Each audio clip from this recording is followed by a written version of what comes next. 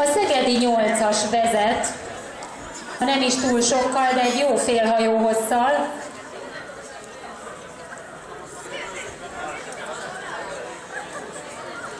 A győri csapat előtt.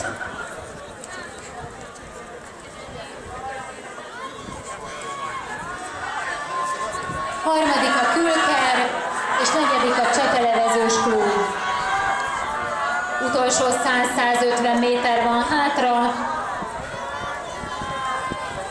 és továbbra is szegedi vezetés, Győri második hely, Külkeres harmadik hely, Csepeles negyedik. Igazán látványos tempóváltásra nem került már sor itt a pálya végén. Elsőként ért célba az EDRT Szegedi Vízisport Egyesület könnyűsúlyú 8-asa. Második a Győri Vízi Spartakusz Evezős klub. Harmadik a Külker Evezős klub.